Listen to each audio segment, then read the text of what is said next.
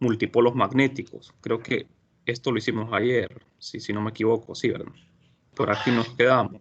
Bueno, vamos a seguir.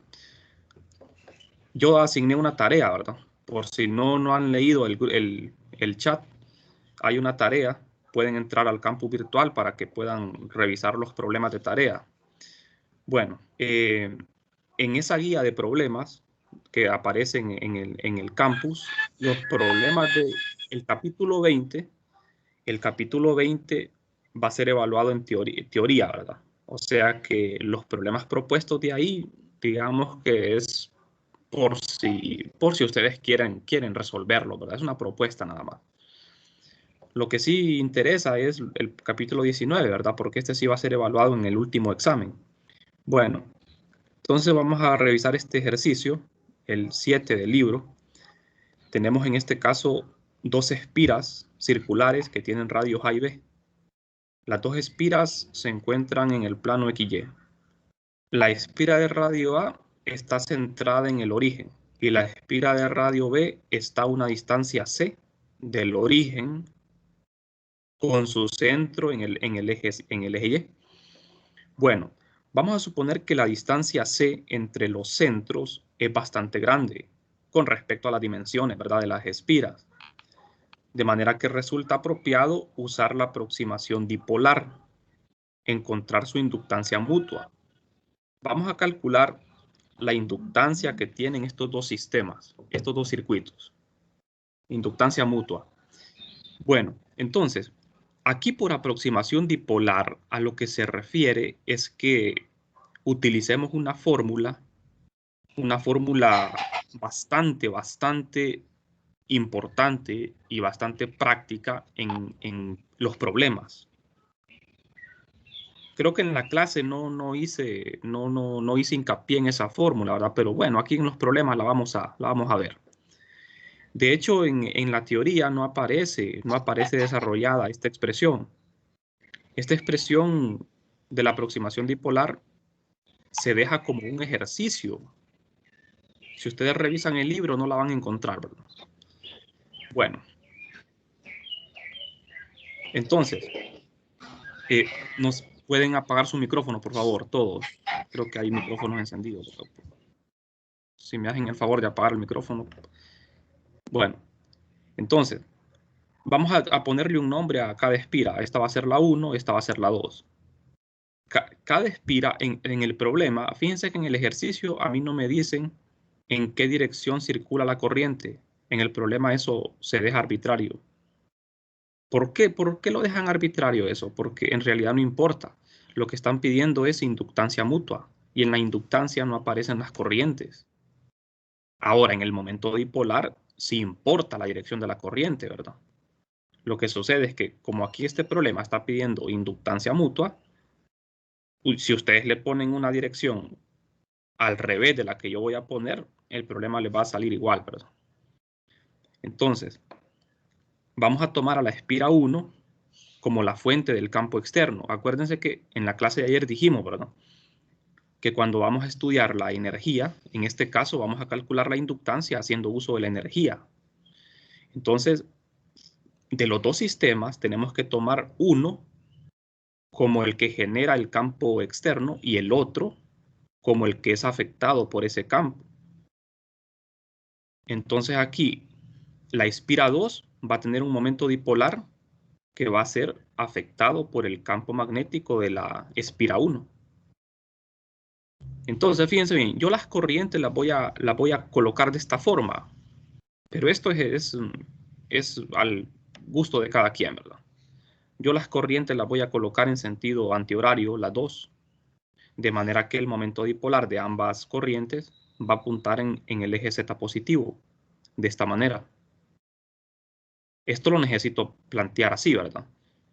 Pongo los momentos dipolares M1 y M2, apuntando hacia arriba por la regla de la mano derecha, ¿verdad? Ustedes enrollan los 4 dedos en dirección de la corriente y el pulgar indica la dirección del momento dipolar. Entonces, aquí lo que vamos a tener nosotros es este momento dipolar 2 en el campo magnético de la espira 1. Eso es lo que vamos a plantear, ¿verdad? O sea, lo que pueden ver acá en la figura. La espira 1 genera un campo magnético. Por la regla de la mano derecha, el campo tiene esta dirección en todo el espacio. Entonces, vamos a ver.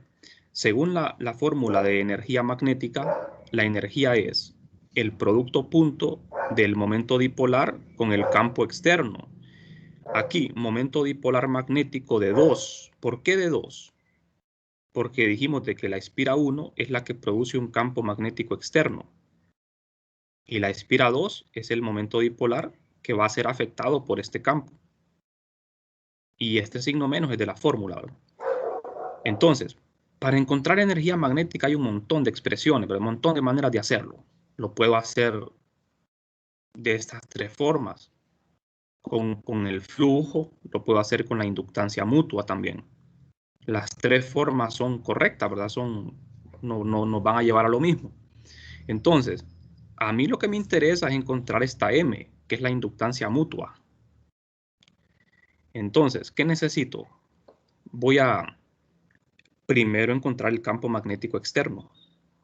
El campo externo es el campo de la espira 1. Y el flujo magnético de la espira 1 sobre la espira 2 es M12 por I1. ¿De dónde sale esto? Bueno, esta es una fórmula que vimos en el capítulo de energía, ¿verdad? En el capítulo 17, capítulo de energía, donde estudiamos, vamos a ver, no fue el anterior, ¿verdad? Creo que fue ley de Faraday, donde estudiamos inductancia, ¿verdad? Ahí fue donde estudiamos esto, ¿verdad? El flujo se puede escribir en función de la inductancia mutua. Entonces, este campo magnético externo de la espira 1, yo lo voy a calcular con la aproximación dipolar. Vamos a ver, según los datos, sabemos de que la distancia entre los centros de las espiras es muy grande, comparado con los radios de las espiras. C es mucho mayor que A y C es mucho mayor que B. Esta es la energía magnética, que también la puedo calcular así y también así.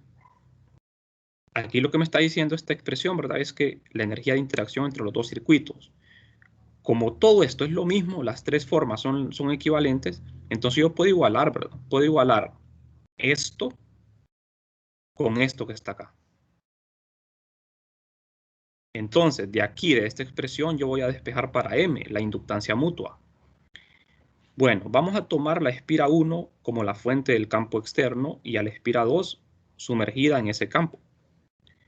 Entonces, voy a escribir los dos momentos dipolares, el de 1 y 2. Como esto está bien fácil, ¿verdad? Porque las dos espiras son circulares y yacen en un plano. Nosotros sabemos de que cuando tenemos una corriente plana, una corriente filamental plana, su momento dipolar es corriente por área. Solo tengo que multiplicar la corriente por el área. Entonces, M1 es corriente 1 por S1. N unitario es el vector normal a la superficie, que apuntaría en Z positivo. Entonces, aquí tengo M1, M2, corriente 1. Estas corrientes no las da el problema. Estas corrientes yo las estoy colocando, ¿verdad? De forma arbitraria. Se supone que al final las corrientes se van a cancelar.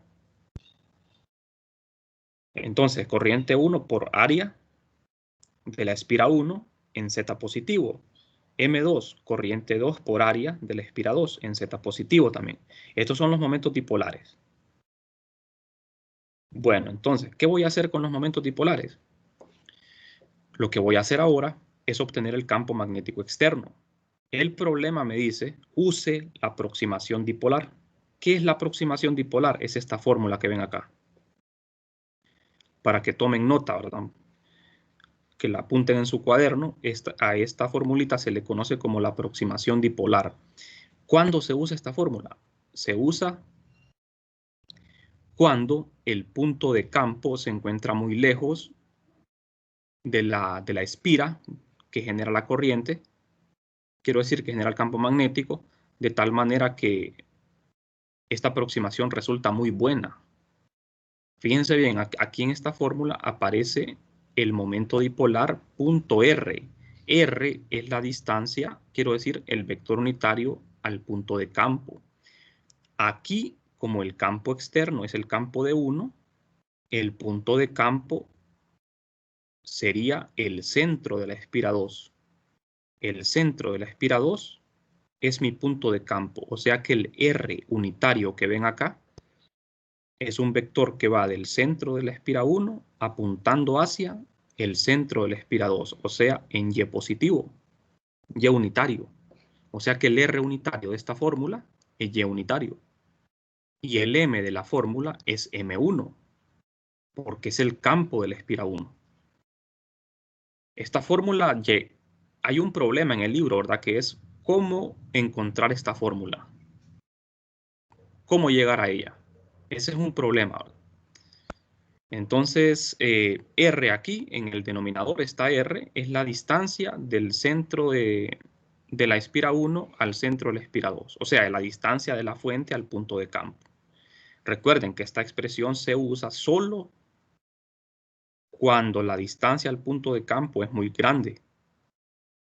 De manera que las dimensiones yo las puedo despreciar, o en otras palabras, la fórmula es válida cuando estos dipolos yo los tomo como dipolos ficticios, o sea, ignoro las dimensiones, ignoro la forma o la distribución que provoca el momento dipolar, sino que hago uso solamente del dipolo ficticio, ¿verdad? De la flechita. Bueno, entonces aquí solo es de sustituir, ¿verdad? En la fórmula, R sería C. R unitario sería Y unitario y M sería M1.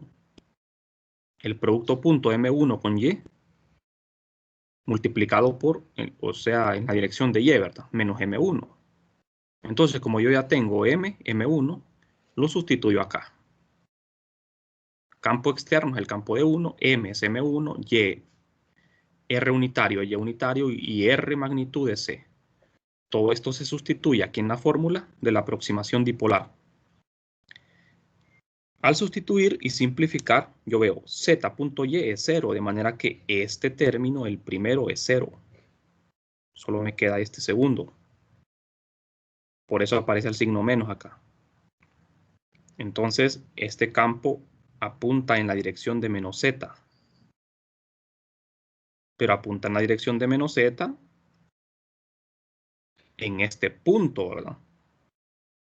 O sea, recuerden que el punto de campo es el centro de la espira 2. En el centro de la espira 2, el campo va hacia abajo, en Z negativo. Eso es lo que me está diciendo este resultado, ¿verdad? Bien, entonces el campo externo, que es el campo de 1, ya lo tenemos. Queda en función de la corriente 1 y de la distancia al cubo. No sé si tienen alguna pregunta.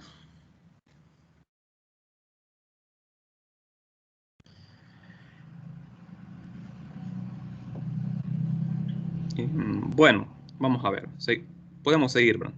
Entonces, ahora, como ya tengo el campo externo y tengo los momentos dipolares, yo puedo encontrar la energía. Porque la energía que yo necesito es la energía que tiene el dipolo 2 en el campo externo. Entonces sustituyo el momento dipolar 2, punto, el campo magnético de 1. Esto queda positivo. Z.Z es 1. De manera que me queda esto. Esta es la energía. Esto representa la energía de ¿qué? La energía que tiene este momento dipolar sumergido en este campo magnético externo. Ustedes fíjense bien que el campo magnético en este punto apunta hacia abajo y el dipolo apunta hacia arriba. Está en un punto de equilibrio inestable, ¿verdad? Entonces, vamos a ver. Esta es la energía. Ahora, yo lo que ando buscando es la inductancia mutua. Entonces, simple, ¿verdad? Agarro la otra expresión para energía y la igualo a esta energía. Despejo para M. O sea, M12 es igual a U la energía entre la corriente 1 por la corriente 2, de manera que las corrientes se cancelan. Y me queda únicamente esto. Mu sub 0 por I, por A cuadrado, por B cuadrado, entre 4 por C al cubo. La inductancia mutua tiene que depender solo de la geometría. Aquí no tienen que aparecer las corrientes. Por eso es que la corriente en el problema ni siquiera se menciona, ¿verdad? Porque al final de cuentas eso no es importante. Entonces la inductancia mutua ya la tenemos. Eso era lo que queríamos encontrar. Vamos a ver, como este ejercicio, ¿verdad? Me están pidiendo inductancia, que ese tema ya lo vimos. Digamos que el objetivo de este capítulo no es calcular inductancia, sino más que todo momentos dipolares, calcular energía y torque. Entonces en este mismo ejercicio, vamos a ver cómo calcular la energía y el torque del dipolo 2. Vamos a calcular la energía y el torque sobre la espira 2, o sea, del momento dipolar magnético M2. Como ya hemos hecho prácticamente todos los cálculos, el torque sabemos de que se calcula haciendo el producto cruz M cruz B, campo magnético externo. En este caso M corresponde a M2, ¿verdad? Y el campo magnético es A1. Tengo la energía, que es esto. Entonces, la energía ya la calculamos. Solo que aquí, ¿verdad? Lo volvemos a hacer, ¿verdad? La energía es esto. Lo mismo. La energía es positiva. La energía es máxima. El equilibrio es inestable. Acuérdense de la teoría, ¿verdad? Lo que vimos ayer. Cuando la energía es positiva, o sea, aquí el dipolo está en su máximo, en el máximo valor de energía. Es un equilibrio inestable. Fíjense bien, o sea, voy a mostrar la figura acá mejor. El momento dipolar, momento magnético 2, apunta hacia arriba en Z positivo. El campo magnético de la espira 1, campo magnético está representado en azul, en el punto donde se encuentra la espira 2, apunta hacia abajo. De manera que el ángulo entre el momento dipolar magnético y el campo 2, 1, es pi. Son antiparalelos. Aquí pueden ver de que este dipolo está en una posición de equilibrio inestable, porque es antiparalelo al campo. El ángulo es pi, de manera que yo puedo ver acá, ¿verdad? Que en la definición de producto punto, coseno de pi es menos 1. Menos por menos es más. De manera que la energía es positiva, que su magnitud es esta, ¿verdad? Pero yo sé que este es el máximo valor de la energía. No sé si se comprende esta parte, no sé si hay alguna duda. O sea, este dipolo, así como lo ven aquí, de la forma en que está localizado, este dipolo, si sufre una perturbación, rápido va a girar hasta alcanzar su equilibrio estable, alineándose con el campo. Pero así como se encuentra, está en equilibrio, ¿verdad? Lo que pasa es que es inestable, pero está en equilibrio. Bueno, entonces, vamos a ver. Hasta aquí todo bien, ¿verdad? Vamos a calcular el torque ahora. Vamos a calcular el torque. Fíjense bien. Cuando θ es igual a pi, el equilibrio es inestable. θ igual a 0, el equilibrio es estable. Y si es pi medios, la energía es 0. El torque es máximo. Lo que tenemos en la situación que se nos presenta es que el momento dipolar M2 es antiparalelo al campo. Nosotros, fíjense bien, estamos haciendo aproximaciones aquí. Estamos asumiendo de que el campo magnético 1 es uniforme en la región donde está la espira 2, ¿verdad? Si asumimos eso, entonces esto se observaría así, ¿verdad? Como está muy lejos de la otra espira, aproximadamente el campo magnético es uniforme en esta región. De manera que el ángulo aquí es pi. Y eso tiene una importancia en el torque, ¿verdad? Porque cuando yo calculo el torque, M2 cruz el campo magnético 1, aquí me queda Z cruz Z es 0. Visto de otra manera, Haciendo uso de la definición del producto cruz, aquí aparece un seno de teta y como teta es pi, seno de pi es 0. Entonces el torque es 0.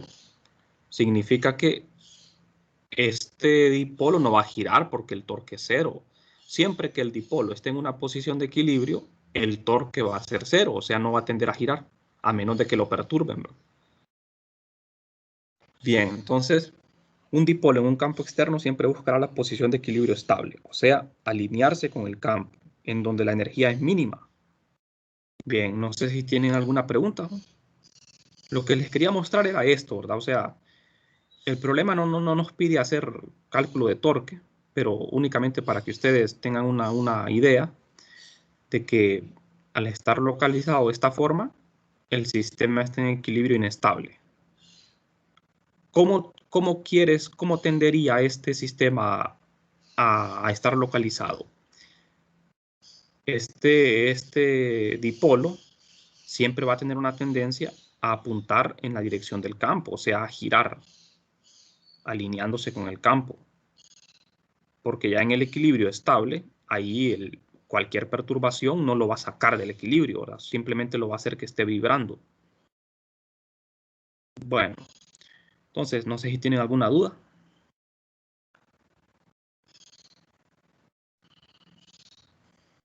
Bien, si no hay pregunta, entonces podemos seguir, ¿verdad? Vamos a ver, vamos a analizar otro ejercicio. El ejercicio 11 es un problema, es una demostración la que vamos a hacer. Acá tenemos dos dipolos, el dipolo 1 y el dipolo 2. Este problema, fíjense bien, en el libro hay varios problemas que tienen que ver con dipolos ficticios. Ficticio nos referimos al dipolo, únicamente la representación, ¿verdad?, del dipolo, con una flecha. Aquí no estamos haciendo uso de la distribución de corriente, ¿verdad? Entonces los dos dipolos M1 y M2 se encuentran sobre el mismo plano. La dirección de M1 se mantiene fija, mientras que M2 está en libertad de rotar sobre el plano. M1 y M2 forman ángulos respectivos de alfa 1 y alfa 2 con R. R es la línea sobre la que van a poder rotar estos dos dipolos. Es como decir el eje X, ¿verdad? R es la distancia entre los dos, pero R es como decir el eje X. Estos dos dipolos pueden girar en el plano, aunque el dipolo azul M1 no puede girar, va a estar fijo. El que puede girar es M2. Encontrar la relación que deben satisfacer los ángulos cuando se logra el equilibrio estable. Bien, entonces vamos a ver. Vamos a encontrar la relación entre ángulos para poder alcanzar el equilibrio, el estado de equilibrio. Estos ángulos, alfa 1 y alfa 2, están dados en el problema, pero alfa 2 puede variar, ¿verdad? Alfa 1 va a ser fijo, va a ser constante. El que puede estar oscilando es este ángulo alfa 2, porque este M2 va a girar hasta alcanzar el equilibrio. ¿A qué se refieren con esto del equilibrio? Bueno, este dipolo M1, fíjense bien, vamos a trabajar este problema como que el dipolo M2 es afectado por el campo magnético del dipolo M1. Un dipolo me genera un campo magnético. Entonces, este dipolo M1 genera un campo magnético que afecta a M2. Va a provocar un torque en M2. Entonces, al provocar el torque en M2, M2 tiene que alinearse con el campo para quedar en equilibrio. M2 es el que va a girar, M1 no, ¿verdad? Va a estar fijo. Bueno, entonces, vamos a ver. Recuerden, esto es un dipolo ficticio. ¿Cómo vamos a hacer esta demostración? Pues aquí vamos a emplear otra fórmula que tampoco aparece en el desarrollo de la teoría del libro, sino que aparece como un ejercicio. Estas fórmulas las dejan como ejercicio para demostrarlas. Entonces, vamos a hacer uso de esta ecuación. Esta ecuación se utiliza también haciendo la suposición de que los dos dipolos están muy lejos uno del otro. de manera que podemos despreciar lo que son las dimensiones, ¿verdad? De las corrientes que provocan estos momentos dipolares.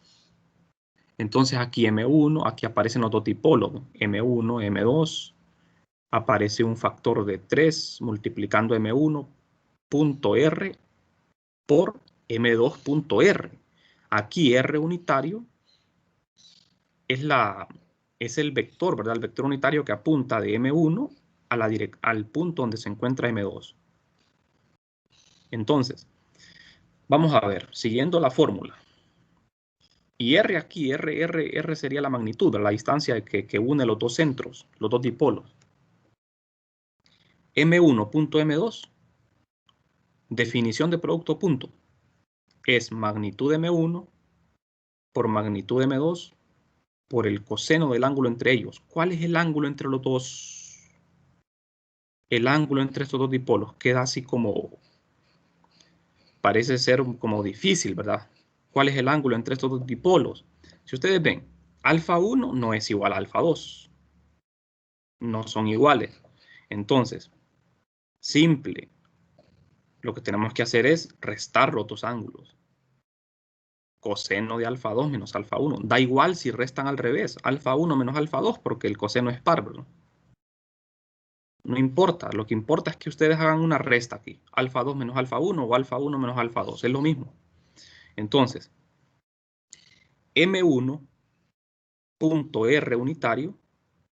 También hacemos uso de la definición de producto punto. Magnitud de M1 por magnitud de R unitario es 1. La magnitud es 1 porque es unitario por el coseno de alfa 1.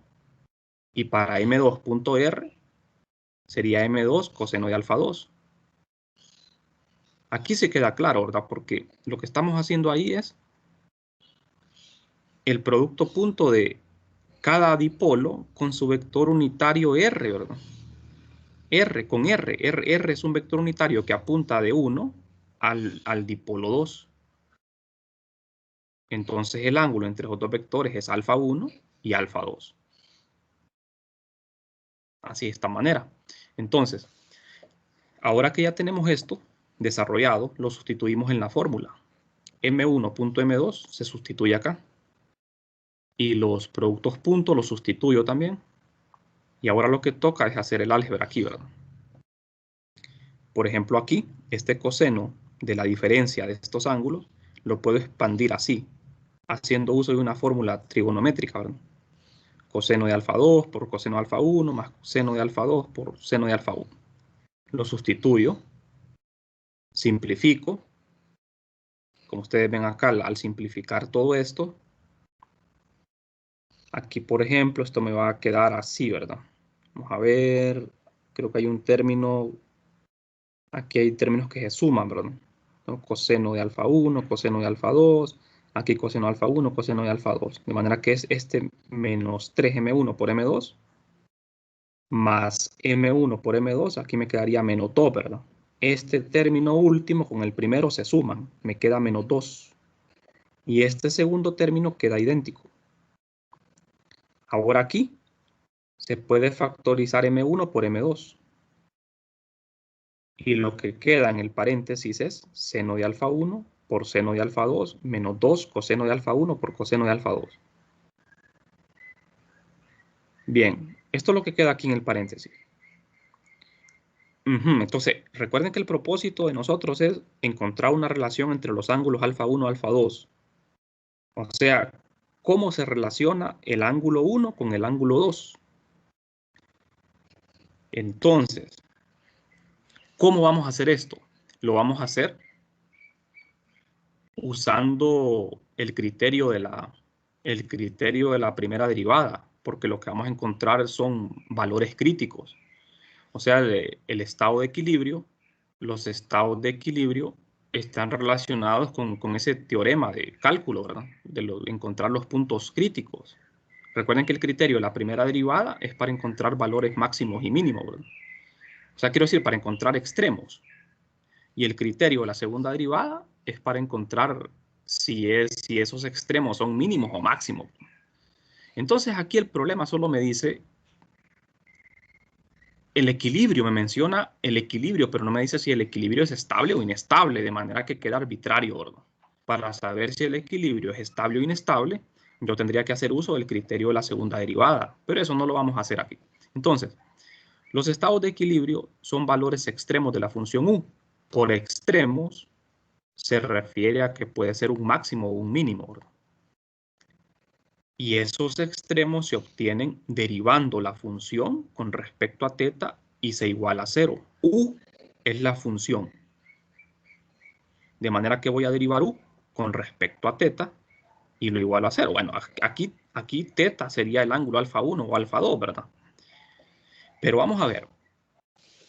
Solo es un ángulo el que tenemos acá, porque alfa 1 es constante. El ángulo variable es alfa 2. Eso lo dice el problema, ¿verdad?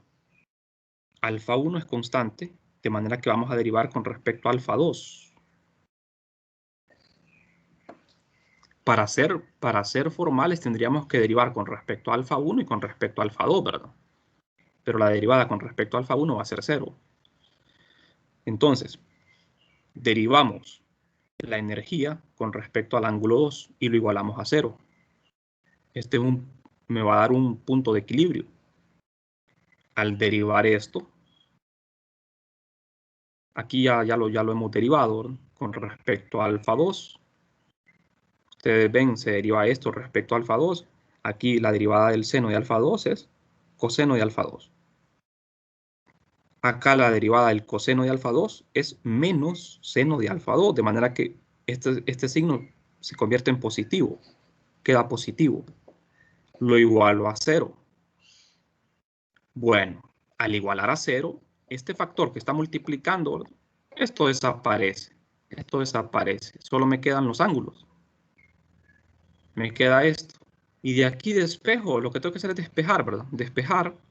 Y despejar para alfa 2.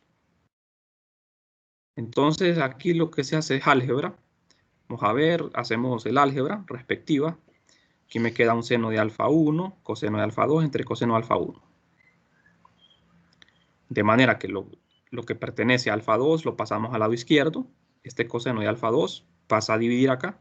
Me queda seno entre coseno, que es tangente de alfa 2. Y seno de alfa 1 entre coseno de alfa 1, tangente de alfa 1. De manera que hemos dado con la relación. Esta es la relación entre los dos ángulos. La tangente de alfa 2 es igual a menos 1/2 la tangente de alfa 1. Si yo supiera el valor de alfa 1, el valor numérico, despejo para alfa 2, ¿verdad? Esa es la idea aquí. Ustedes podrían sacar la tangente inversa y encontrar el valor de alfa 2 si se conoce el valor de alfa 1. Eso es lo que pedía el ejercicio, ¿verdad? Llegar a esto, a una relación entre los dos ángulos.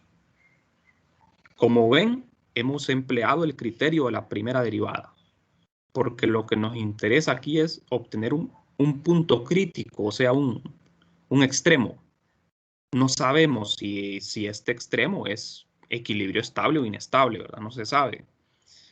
Pero lo que sí se sabe es que es un punto de equilibrio. Bueno, entonces no sé si tienen preguntas, jóvenes, hasta acá. ¿Comentarios o preguntas?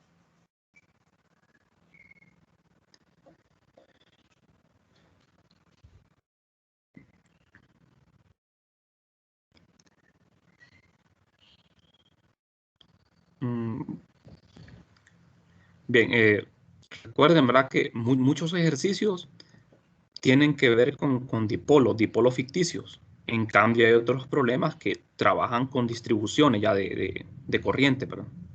Trabajan con el sistema. Por ejemplo, en el ejercicio anterior, aquí nosotros estamos trabajando con las distribuciones de corriente. Aunque estamos asumiendo, ¿verdad?, de que las distribuciones están muy lejos, de manera que podemos usar la aproximación dipolar, ¿verdad?